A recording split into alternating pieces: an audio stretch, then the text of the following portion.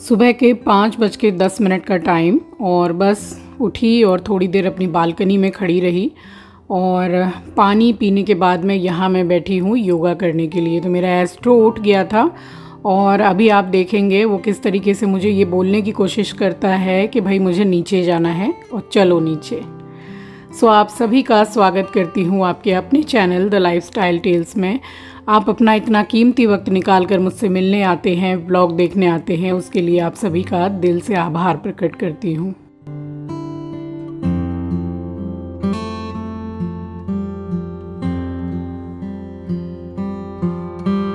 सो यहाँ मैं योगा करने बैठी थी, बट ये मुझे कहाँ योगा करने देता है। इसको तो नीचे जाने से मतलब रहता है और उसको पता है कि सुबह मम्मी लेके जाएगी।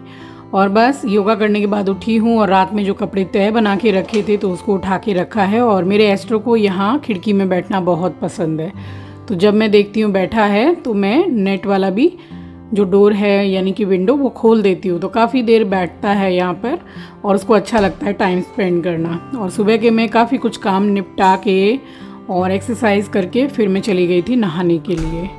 अच्छा, कुछ कमेंट्स यानी कि 1 से 2 कमेंट ही कुछ ऐसे आ रहे हैं आजकल कि आप लोग 2 लोग हैं और आपको इतनी जल्दी उठने की क्या ज़रूरत है, आप दिखावा कुछ ज़्यादा ही करती हैं। अगर आप 8-9 बजे या 10 बजे भी उठेंगी तो भी काम हो जाएगा। तो लेट से उठना कौन सी अच्छी आदत होती है, पहले तो आप मुझे ये बताइए। तो सुबह सुबह उठना कोई बुरी बात थोड़ी ना होती है। और चलिए, सबसे पहले आप सभी को सुबह की राम राम जी, सुप्रभात, गुड मॉर्निंग। तो मैं बात कर रही थी सुबह उठने की। तो अगर आप सुबह जल्दी उठ जाते हैं तो आपके कितने काम निपट जाते हैं। आपका जो कुकिंग है वो भी जल्दी हो जाता है, नाश्ता हो जाता है, एक्सरसाइज हो जाता है, घर में एक नहीं कई काम होते हैं। फिर चाहे 2 लोग रहें चाहे 3 लोग रहें, कपड़े भी धोने होते हैं, बर्तन भी धोने होते हैं, कुकिंग भी करना पड़ता है, बहुत सारे काम होते हैं। तो सुबह उठना सिर्फ प्रॉफिट ही है, सिर्फ उसमें बस बेनिफिट है, बुरा कुछ भी नहीं है। और यहाँ मैं आपको दिखा रही हूँ कि 6:44 हो रहे हैं, यानी कि पूरे 6:45 भी नहीं बजे थे और यहाँ मेरा बहुत सारा काम निपट गया था। तो सुबह उठने से सारे काम जल्दी जल्दी हो भी जाते हैं और अपने लिए कुछ समय भी मिलता है, इसलिए सुबह उठना तो सिर्फ बेनिफिशियल ही होता है। फाइनली अपना वाला आटा मंगवा लिया है, तो 5 किलो 10 किलो आटा।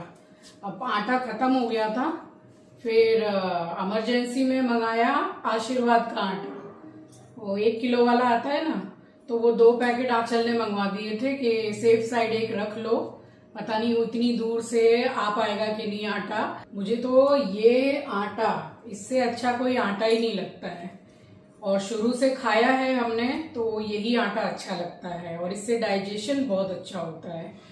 फाइनली मेरे मन की चीज आ ही गई, मिल ही गई मुझे, क्योंकि बहुत दूर है और बार बार जाना पॉसिबल नहीं होता है। अब क्या करूंगी कि एक डब्बा ला के रखूंगी और 10 किलो या 5 किलो का, तो जो आटे की टीन में आएगा वो ठीक है, बाकी उसमें स्टोर करके रख दूंगी तो वो सही रहेगा, क्योंकि यहाँ से 10-12 किलोमीटर है जिस चक्की से ये आटा आता है।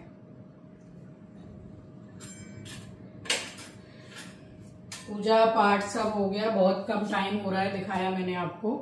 और अब ये बादाम छील के बस आराम से बैठ के अखरोट और बादाम खाऊंगी, आंचल के लिए रख दूंगी। उसके बाद में देखती हूँ, नाश्ता तो सत्तू का ही करूंगी, उसके अलावा और कोई नाश्ता नहीं करूंगी मैं। और उसके बाद देखती हूँ क्या बनाऊंगी, साग वाग काट के रखा हुआ है, सो वही बनाऊंगी शायद। और ये व्लॉग है बृहस्पतिवार का यानी कि थर्सडे का। तो पूजा तो मैं बहुत सुबह ही कर चुकी थी, बस आटा पलटना था मुझे, बाकी काम करने थे। तब तक फिर मम्मी भी मंदिर से आ गई थी, तो जिस ऑटो में जाती हैं तो वो ऑटो वाले भैया ही ऊपर बेल बजा के मुझे ये फूल जितना भी मम्मी लेकर आती हैं, प्रसाद सब मुझे दे करके जाते हैं। तो फिर से मैंने मंदिर में ये फूल सारे चढ़ा दिए थे और उसके बाद मैं सीधी आई हूँ किचन में। तो ये कलमी साग है और कमेंट सेक्शन में आया था, तो कई बार ये कमेंट आता है कि कलमी साग आप कैसे बनाते हैं, तो डिटेल में बताइएगा। तो बस वही रेसिपी मैंने शेयर की है। तो ये है कलमी साग और इसको अच्छी तरीके से मैंने काट लिया है। काफ़ी इसमें मिट्टी थी तो इस वजह से मैंने बहुत अच्छे से धोया है इसको। और उसके बाद जब तक उसका पानी जैसे निकलता है साग का, तो बस यहाँ मैंने पलट लिया था आटा। और इस आटे से बेटर तो मुझे कुछ मतलब और दूसरा आटा लगता नहीं है। सबसे मेन चीज़ इसकी अच्छी है कि इसको जब खाते हैं तो डाइजेशन काफ़ी अच्छा होता है और कॉन्स्टिपेशन नहीं होता है। तो यही आटा मुझे तो बिल्कुल सही लगता है घर के लिए। और यहाँ पे बस मैं तैयारी ही कर रही थी। एक तरफ चावल बना के मैंने रखा हुआ है और थोड़े से बढ़ा के चावल मैंने बनाए, क्योंकि मेरा शाम का प्लान था कि फ्राइड राइस बना लेंगे। काफ़ी कुछ मेरे पास वेजिटेबल्स थी, तो शाम के लिए जैसे अगर बनाना है तो सुबह ही चावल बना के रख लो तो फिर फ्राइड राइस बिल्कुल सही बनती है। और यहाँ मैंने छोंक दी थी दाल, और ये मैं तैयारी कर रही हूँ साग के लिए। तो लहसुन लिया है, 15 से 20 कली लहसुन लिया है मैंने, और अपने हिसाब से आप हरी मिर्ची ले लीजिए। ये मैंने चिल्ली कटर में किया है।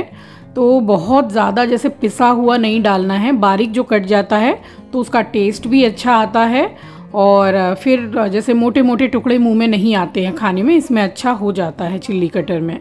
तो बस लहसुन और मिर्ची को मैंने चिल्ली कटर में कर लिया है, और उसके बाद में यहाँ चढ़ा दी है मैंने कढ़ाई। तो डाल रही हूँ सरसों का तेल। तो इतना तेल इनफ है, और साग भी थोड़ा ज़्यादा है क्योंकि 3 बंडल के करीब साग था। अब साग वगैरह क्या है कि बनाओ तो वो पूरा हाफ जैसे क्वांटिटी में हो जाता है बनने के बाद में, और सब चाव से खाते भी हैं, तो इसलिए थोड़ा मैं साग को बढ़ा के ही बनाती हूँ। और यहाँ मसाला दाल का भुन गया था अच्छी तरीके से। तो बनाई थी अरहर की दाल, और इसकी रेसिपी मैं काफ़ी बार शेयर कर चुकी हूँ। तो बस दाल मैंने डाली है, नमक डाल रही हूँ, और थोड़ी देर मैंने भुनी है दाल को मसाले के साथ में, और उसके बाद में फिर पानी डाल के बंद करूँगी। फ़िलहाल अभी स्लो गैस पर भुन रही है दाल। और यहाँ तेल गरम हो गया है, मैंने डाला है जीरा। जीरा गोल्डन ब्राउन हो गया तो जो लहसुन मिर्ची को मैंने किया था चिल्ली कटर में वो डाल दिया है। अब मुझे ये वाला लहसुन जो है इसको बहुत ज़्यादा जो गोल्डन ब्राउन करते हैं वो नहीं करना है। फ़िलहाल मैंने गैस को स्लो कर दिया है, बस हल्का सा जैसे तेल में सौते करना है इसको, और वाइट का वाइट बना रहे, हल्का सा कलर आ जाएगा तो चलेगा, उसमें कोई दिक्कत नहीं है।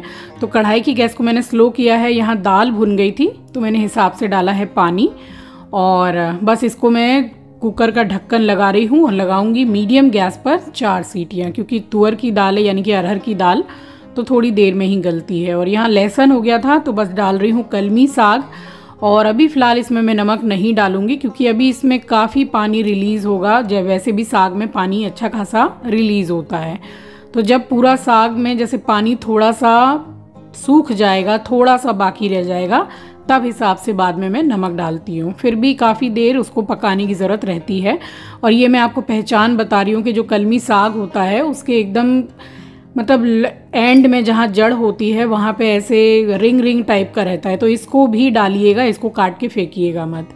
और एक तरफ साग चढ़ा हुआ, एक तरफ दाल चढ़ी हुई है, तो लगे हाथ में यहाँ फ्रिज भी साफ़ कर रही हूँ और चीज़ों को ठीक से लगा देती हूँ मैं डेली ही।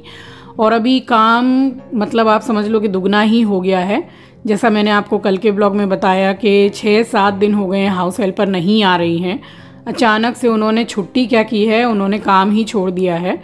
तो बताइए, बिना बोले इस तरीके से कोई काम छोड़ता है? अब दिक्कत तो मतलब आती ही है, हाउस हेल्पर के रहने से आधा काम थोड़ा बट भी जाता है, तो काम तो तब भी कम नहीं रहता है, मगर हाँ ये है कि काफ़ी हेल्प हो जाती है। तो मैं लगे हाथ फिर कर ही रही हूँ, जब खुद को करना ही है तो फिर इतना सोचना ही नहीं है। और फ्रिज को मैंने क्लीन करने के बाद में फिर यहाँ चेक किया है तो काफ़ी पानी जो है रिलीज़ हुआ था वो सूख गया है। तो अब मैं हिसाब से इसमें नमक डाल रही हूँ, और अभी भी इसको मुझे 2 से 3 मिनट या 4 मिनट पकाना है स्लो गैस पर। तो नमक डाल के इसको चलाऊंगी और दैट्स इट, कलमी साग बन के रेडी है। स्पेशली दाल चावल में बहुत ही अच्छा लगता है। कंपैरिजन टू रोटी ये साग चावल में ही अच्छा लगता है। अगर आपके पास दाल ना भी अवेलेबल हो तो सिर्फ साग और चावल भी काफ़ी टेस्टी लगता है। और ये मैं आपको दिखा रही हूँ कि अब इसमें से पानी बिल्कुल भी नहीं टपक रहा है, ये बिल्कुल बन के रेडी है। तो गैस मैंने कर दी है बंद। तो साग तो बन गया, चावल मैंने पहले ही बना लिए थे, ये अरहर की दाल भी बन गई है। तो मेरे पास में 3-4 छोटे छोटे बैंगन रखे हुए थे और उनको 4-5 दिन हो गए थे, तो मैंने सोचा कि ख़राब हो जाए उससे अच्छा है मैं बना देती हूँ। तो बस ये खाना मैंने एक साइड में करती जाती हूँ, जब खाना बन जाता है तो एक साइड सारा लगा के फिर पूरा काउंटर इकट्ठा मैं क्लीन करती हूँ। तो बस बैंगन को मैंने निकाल लिया था और यहाँ पर मैंने खड़े खड़े ही बैंगन को अच्छी तरीके से चेक करके काट लिया है। तो 3-4 छोटे छोटे थे, उसको मैंने 5 फोड़न में डाल के बनाया था, जो दाल चावल के साथ में काफ़ी टेस्टी लगता है। आप भी ट्राई कर सकते हैं। तो यहाँ कढ़ाई वही वाली धोली है, डाल रही हूँ सरसों का तेल, और तेल गरम हो जाएगा तो इसमें डालूँगी मैं 5 फोड़न। अब बहुत बार आप लोग में से बहुत से लोग पूछते हैं कि 5 फोड़न क्या होता है। वो ये होता है, 5 तरीके के मसाले इसमें मिले हुए रहते हैं। तो सौंफ है, कलौंजी है, और काला जीरा है, मेथी दाना है, सरसों के दाने हैं। इस तरीके से 5 चीज़ मिली हुई रहती है, इसलिए इसको पंचफोड़न बोलते हैं।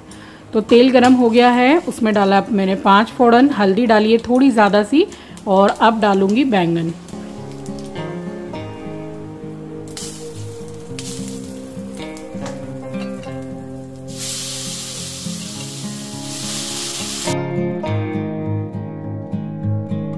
और बैंगन डालने के बाद में मैं इसको एक मिक्स दे रही हूँ। अब मैंने इसमें डाला है एकदम ज़रा सा पानी, यानी कि छींटा दिया है पानी का, नमक अभी नहीं डाला मैंने।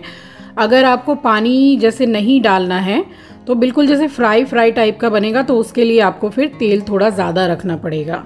तो बस पानी का छींटा दे के उसके बाद मैंने गैस को कर दिया स्लो, तो वहाँ वो पक रहा है। अभी इतने बर्तन भी थे, फिर मैंने बैठ के सारा जो कैबिनेट वगैरह है, जो मैं डेली ही पोंछती हूँ, और लाइट कलर है, खाना वाना बनाते हैं तो जो चैनल का जो फाँक है उसमें थोड़ा आटा वाटा जो भी है उड़ के चला जाता है, तो फिर डेली ही पोंछ देती हूँ मैं।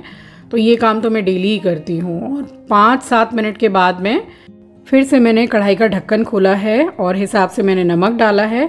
फिर से मैंने नमक डाल के ढक्कन बंद करके और गैस को कर दिया है मीडियम पर, क्योंकि बैंगन पकने में ज़्यादा टाइम लगता नहीं है। और बस यहाँ थोड़ा पसीना वगैरह पोंछ के मैं इसी तरीके से भीगी हुई ही रहती हूँ। गर्मी में थोड़ा सा भी काम करूँ तो भीग जाती हूँ। वैसे गर्मी अभी अच्छा खासा मतलब गर्मी का लेवल है, और दिल्ली में तो कुछ ज़्यादा ही है। वो क्या ही बताऊं मैं, कि न्यूज़ में देख रही हूँ, और सब्सक्राइबर जो मेरे हैं बहुत, वो भी कमेंट कर रहे हैं कि दिल्ली में बहुत ही ज़्यादा गर्मी पड़ रही है इस टाइम पे। तो गर्मी तो अभी सभी जगह पड़ रही है, मगर वहाँ कुछ ज़्यादा ही है। और बस ये फाइनली बन गया है, मुझे ऐसा ही चाहिए था।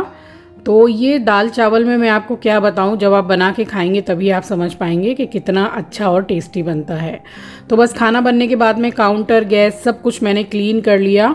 बर्तन भी इतने हो गए थे, अब इतना बर्तन दोनों तीनों टाइम हो ही रहा है, क्योंकि बर्तन होने की कोई कमी रहती नहीं है। तो बस यहाँ पूरा सब कुछ क्लीन हो गया था। उसके बाद में मैं गई हूँ, मैंने नाइटी चेंज की है नहा के, और फिर मैं थोड़ा लेटी हूँ आराम करने के लिए। तो बस इतना सारा काम रहता है, इसीलिए सुबह जल्दी उठती हूँ, और जल्दी उठने से सब काम हो भी जाते हैं, तभी आपसे मिलने भी आ पाती हूँ मैं, यही रीज़न है। चलिए, इसी के साथ आ गई हूँ इस वीडियो के एंड पर। मिलूंगी नेक्स्ट वीडियो में। अपना ख्याल रखिए, अपनों का ख्याल रखिए। Thanks for watching guys, love you, take care, bye bye. Video पसंद आए तो लाइक सब्सक्राइब ज़रूर कीजिएगा।